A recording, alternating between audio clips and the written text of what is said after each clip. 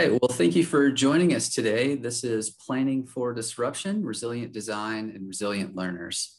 My name is Aaron Bowman. I'm an associate and project manager with Leolio Architecture.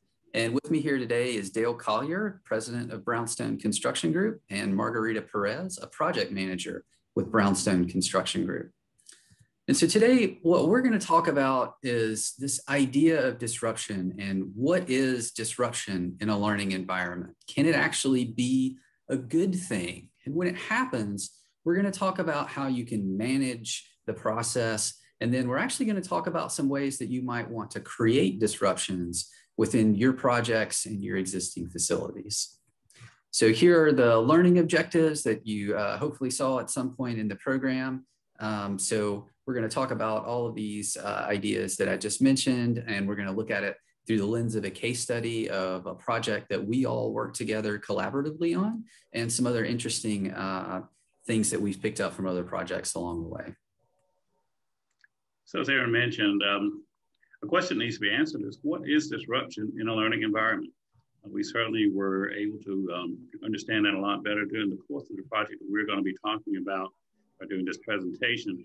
The next slide actually indicates what you may think of as typical disruption in learning, which is basically what you see here in a classroom setting. If this was my preschool class, that would be me, the guy in the bottom left-hand corner with the coat and tie on. And this disruption, yes, is something that commonly we are faced with, the teachers have to deal with, but then there are also other major types of disruptions related to the construction process that we want to talk about in the next slide. Margarita. Thank you, Dale. So there are really two types of disruption that can affect their learning environment. The first we like to term as shocks, and those are sort of really usually unplanned, quick hitting shocks that are like a hurricane, snow days that have these big impacts on the learning environment. And then you also have what's called stresses, and these are sort of impacts that happen over a gradual time. You don't think that maybe it's causing stress, such as construction, but they really are over a long period of time can impact learning. Some of those examples that we have here, again, construction is a long-term impact, or actually flooding can be considered a long-term stressor of an impact on our daily lives and learning. And anything from snow days, which everybody loves usually those impacts on, disruption and learning. And then obviously the pandemic, which everybody is more than familiar with, how that was a shock to our system, but then over time became a long-term stressor on the learning environment. So in the next section here, we want to ask this question, can disruption actually be a good thing? And so there's a concept that's called disruptive innovation that you might have heard of in the business or technology sector. And it's this idea that a new product comes along that either creates a new market or it displaces existing technologies. You hear Apple a lot. They're always characterized as a disruptive innovator. Technology like the iPhone and the App Store completely upended what we think of as not just a phone, but now a mobile device, and then how we might buy programs and how we interact with technology. So when we think about learning environments, we see technologies like online testing and, tablets and those sorts of devices that have come into the classroom that are aids to learning. A lot of those are sort of typical disruptive innovations that we see in educational learning environments. And, there's a concept that Clayton Christensen, who sort of wrote the first book and is credited with coining this term, and in his later years, he actually focused a lot on education and really tried to understand what the opportunities were in learning environments. And there's this idea that's called a hybrid innovation. And so the idea is, you might not have something brand new that just creates a whole new market that completely displaces how, education happens in our schools. But coming back to, the typical classroom environment, I remember when I was in school, the days of overhead projectors and, looking at some actual photo slides that might be projected on the wall. And obviously today's smart displays have completely displaced that. But a lot of the lessons, a lot of the fundamental sort of core lessons that are taught in the classroom really haven't changed. So again, it's this blend of new technologies with existing practices. And now we'll turn our attention to the case study that Aaron mentioned at the onset of this presentation.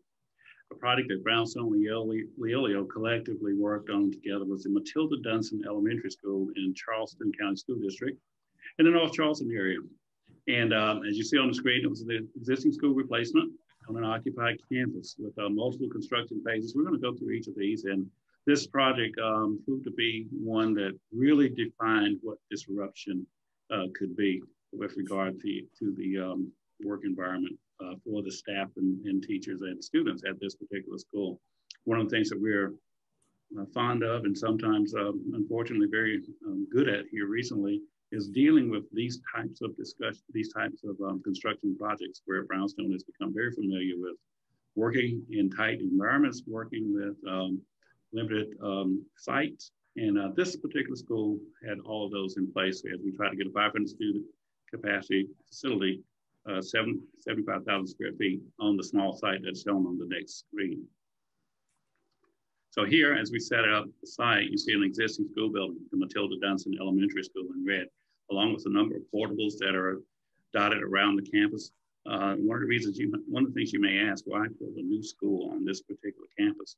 Well, I'm glad you asked, because all the options were actually looked into by the district from the standpoint of securing additional land, doing land swaps with the local community leaders in the area. And when all of those did not come to fruition, we were left with building the new school on this current site. So as you see the building there, a limited acreage there, I think less than 20 acres, of course.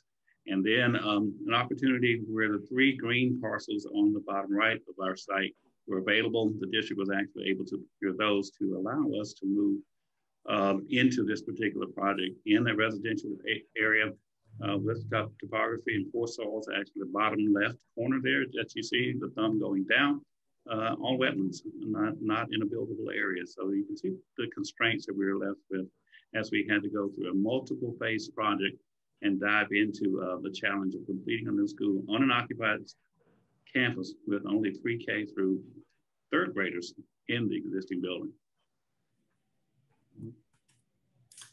So as Dale said, this was a project that required some very careful planning and phasing across a number of years, as you can see of our timeline across the top.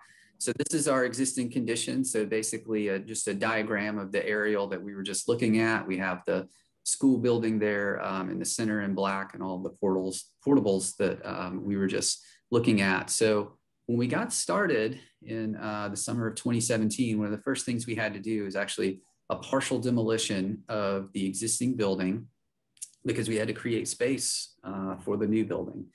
So there were a number of portables, these modular classrooms that were existing on site. Unfortunately, we weren't able to relocate those because they were too old and we couldn't bring them up to meet the current code requirements. So new modular units were brought in on site while this demolition occurred over summer so that it wouldn't be disruptive to the class or to any school activities. And this was the first step of many. So once the existing school was down, the new modular units were brought in. We were able to relocate the 4 classrooms that were displaced by the demolition. But we also had, a series of other spaces that, the school lost as part of this demolition that became one of their first significant challenges. The media center was in the wing that was demolished. So we had to find a location that was essentially a book storage room within the existing facility that could be converted, to their temporary media center. And then the media center became mobile. It had to sort of become a cart that could move between each of the rooms. And they had to obviously decide, prioritize what books did they really need to keep? Did they really want to keep on hand with their new limited storage? And that was the first of many challenges for this school. These kind of long-term stressors that start to build as Margarita was talking about. But ultimately, a very resilient school body, very resilient faculty, the teachers and the students all did a great job. And that's something that we'll continue to reiterate throughout this process. But once we had the area cleared, we actually had an early site package that was released so that we can install the earthquake drains and remove these older portables that you can see here to get ready for the next year when construction could start in earnest. So once the first couple initial phases were done to get us ready for the building, and we had swung all the old portables out in the back to the front, the students out there, we actually came in to do the hard work, the actual building. As Dale mentioned, 75,000 square feet in the back of this building. And as you can see in that bottom right-hand picture, we literally at the tightest point were 10 feet off of this building. And we had construction for about 13 months, but we had to build this new facility behind them. We had a very tight site. The first thing we had to do actually was put in a new fire lane in the back so that the fire department had access to the back of the building in case there were emergencies. And then we used that fire lane for construction, deliveries, and activities. We had minimal lay down area that we had to contend with. But one of the biggest things really outside of that was just simply how close we were to the existing building. We actually, because we took up their playground, we actually had to create 2 temporary playgrounds, one at the very top of the site and then one along the side to kind of give them space to utilize outdoors.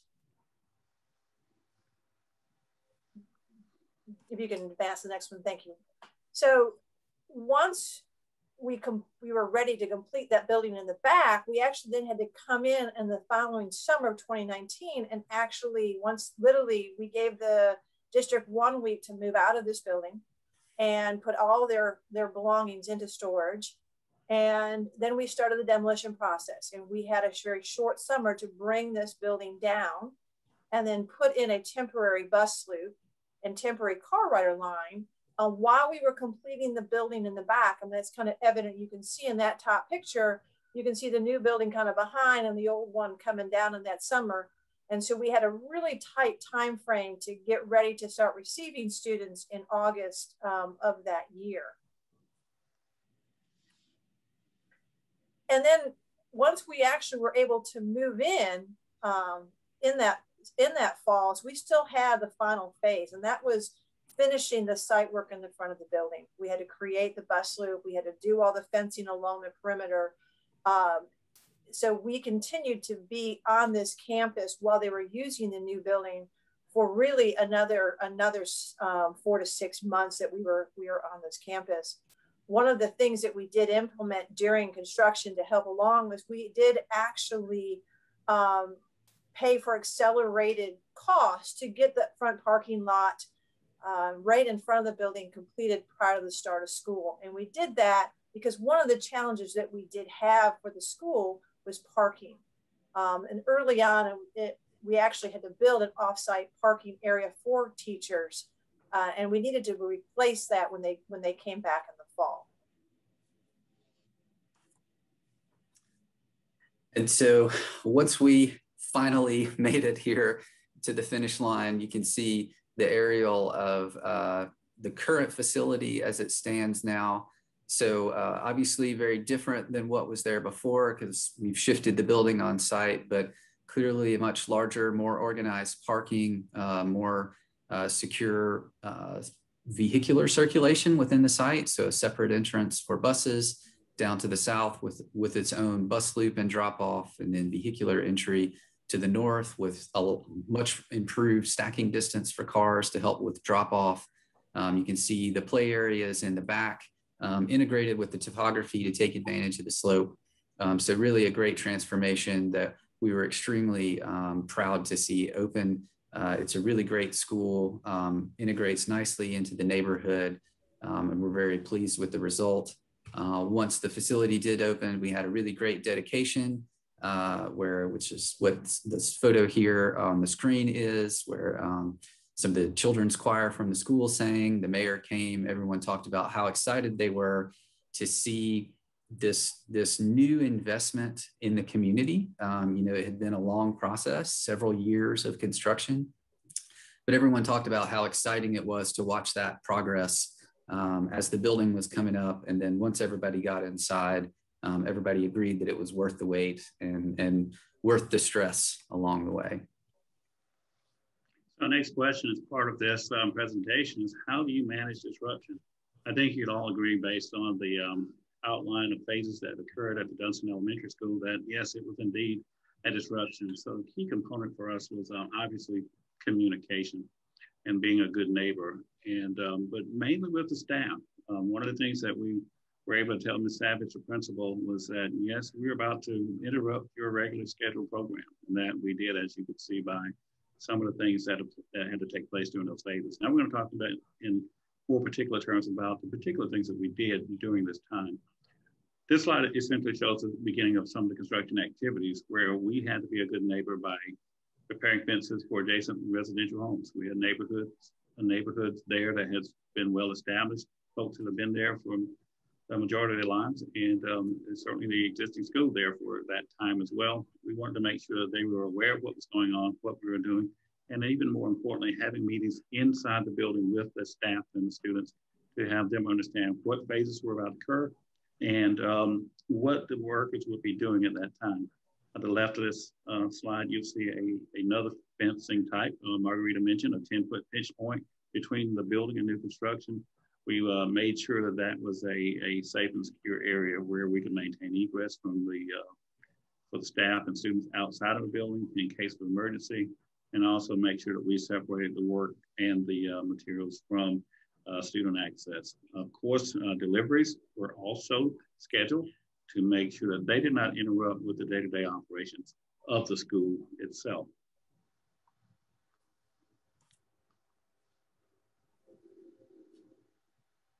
On this particular slide, we continue to talk about not only managing the disruption between our staff and students, now we've got to communicate with our contractors as well.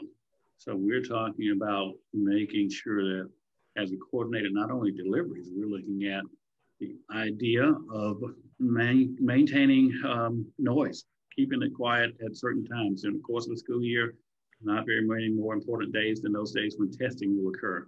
We wanted to make sure that they knew those schedules, that the staff knew those schedules. And we also gave the principal the opportunity to give us direction. If there was something that was being planned in the school, we wanted to know about it, and also conversely let them know about what we're doing on the other side of the fence.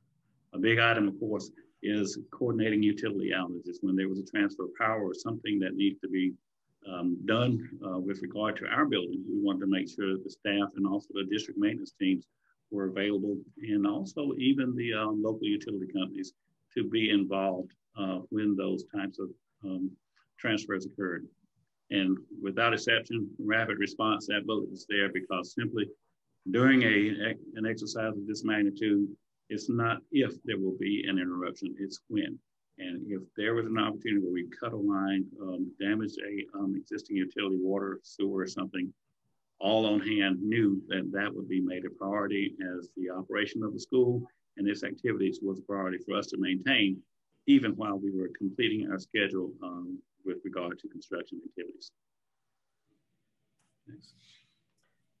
You know, as we've said already, in terms of managed disruption, you know, we can't stress enough communication.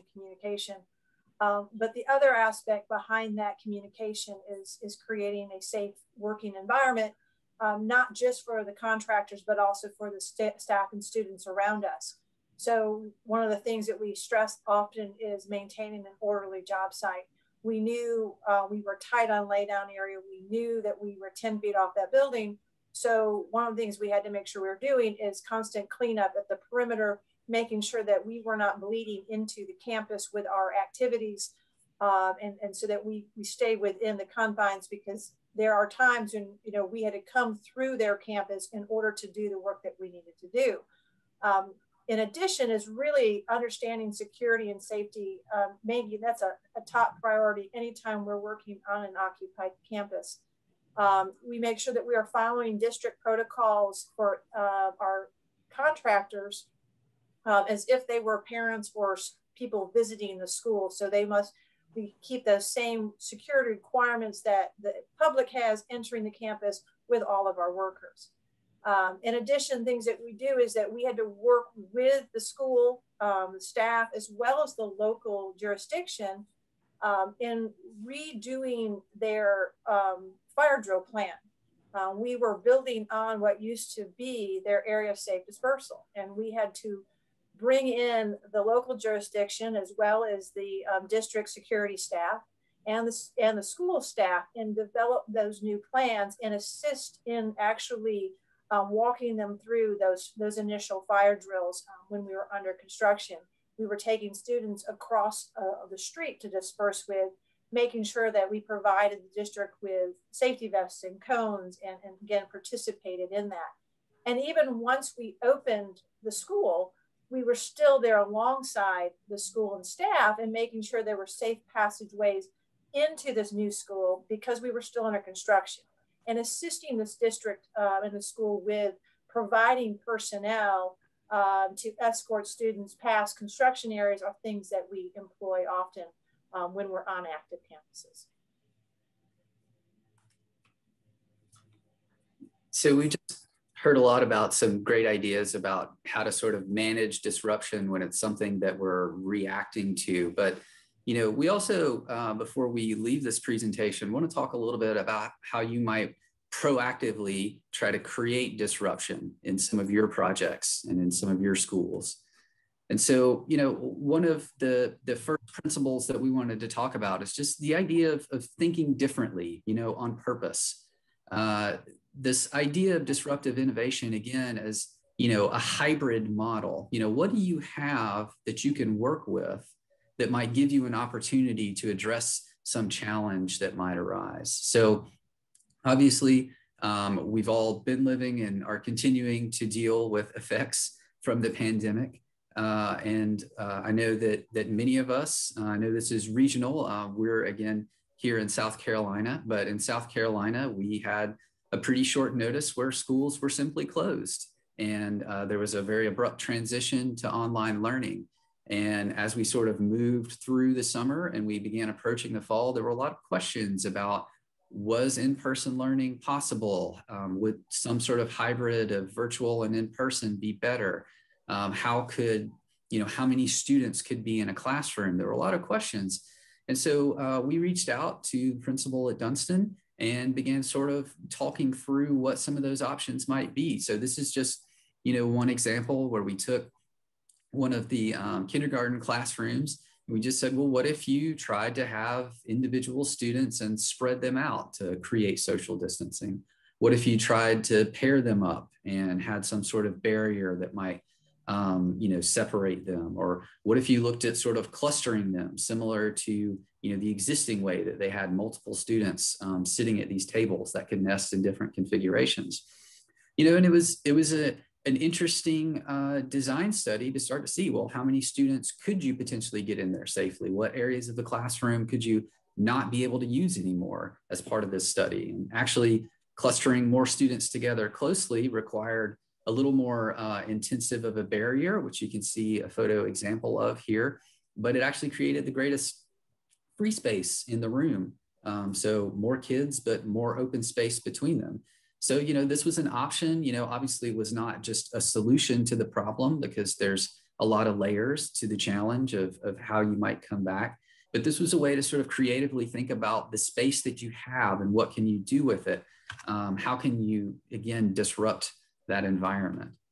And so, you know, this is an approach that can be layered onto any new project. You can see here in the top left, that's actually part of the playground at Dunston. And, you know, during the design, we talked about how we had this topography that we had to deal with. And some of you would probably laugh that, you know, 6 to 7 feet is a pretty big, it's practically a mountain for us here in Charleston, but, you know, it might not be as much to some other people, but, you know, it was a grade change that we had to deal with.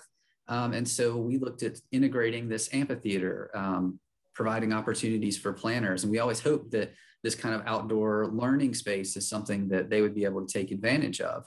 And they were using it, but it became a huge asset once you know, we knew that being outside was safer, having the opportunity to spread out. It became something that was really valuable for the school. And something as simple as, in the top right picture, you can see that's this sort of wonderfully daylit space that's right above the main entry corridor that has, this sort of generous width. We had some furnishing that allowed for breakout space. This is near the art classroom. So, we always hope that this might be an opportunity where some classroom, art could spill out into here and maybe some of that activity. So integrating soft seating into these sort of found spaces within the building gave other places for small groups to break out and use, as well as, as we were just talking about, new ways to think about how you can utilize the space you have in classrooms and break down into small groups. And so then the next thing, this was a really fun project that our firm, Leolio, we worked with South Carolina American Institute of Architects chapter a few years ago during the conference to help organize a version of the Hip Hop Architecture Camp. So this is a really great model of a way to think about disrupting curriculum and to think about not just the environment, but the actual learning that takes place. So there's a guy named Michael Ford, who's the creator of this. And, as you can see on the screen, this hip hop architecture camp that he's put together is specifically intended to introduce underrepresented youth to architecture, urban planning, and design. So he's developed this entire curriculum. It's typically a week long. We ended up, just for a variety of scheduling reasons, doing it all in one day.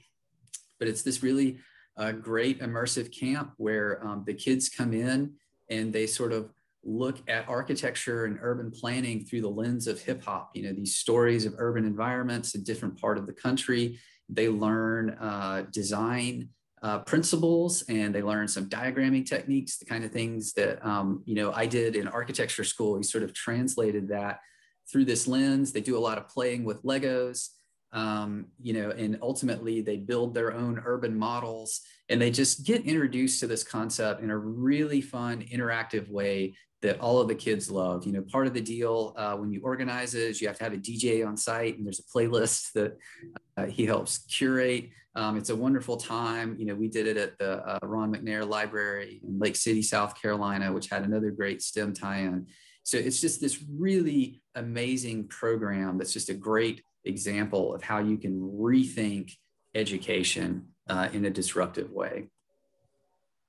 So as we're sort of tying this together, what we hope you can see some of these takeaways of what we've talked about here. The idea of disruption can come in a variety of forms, and it's really important to think about not only those shocks, the quick hits that are really disruptive and cause an impact, but to really also consider, these long-term stressors that might creep up on you and be compromising and creating issues over the long term. But it's something that, it can be managed, and it can even be intentionally created if you so choose. So, I hope you take away is that disruption doesn't necessarily have to be a bad thing. When you're planning disruption, you're planning construction, again, helping your clients, helping the end users, the staff, the students, the community see the big picture at the end of the disruption helps tremendously. Helping them keep sort of the eye on the prize, so to speak, allows you to enter into their lives, disrupt their lives, but in the end, you're creating a beautiful space for them, space that they hadn't had before. And it can be a very positive thing when handled properly. Communication, cannot stress that enough. Keeping everybody informed of the activities that are going on, and will help minimize that stress on staff and students. And in the end, you can create these beautiful facilities, and everybody sort of feels good. Yes, we had to suffer. Yes, we had to be squeezed down. There was noise to deal with, parking to deal with. But in the end, you end up with something wonderful, and helping them keep their eye on that end is probably one of the most important things to manage a disruption. I'll add, Margarita, to your point that this complete buy-in by all of the stakeholders associated with the Dunston Elementary School was a key component to the success of that particular project, where we were talking with not only with staff, but with the district, but also with other stakeholders, to include maintenance personnel and the like, even city personnel with traffic. So buy-in by that entire community, even the neighborhoods that we talked about earlier, it really paved the way for the success of this particular project and allowed us to be able to move rather smoothly, even despite the many disruptions that we've described. So a very important project for Brownstone and Leolio, and certainly a most challenging one, but indeed quite successful, even despite all of the things that we've described to you today.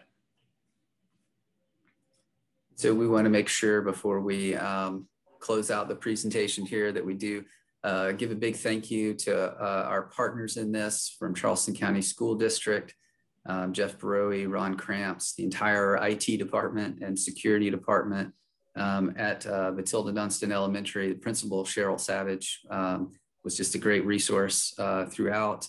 And then obviously from our end at Leolio, a big thanks to Brownstone and to TQ Constructors as well.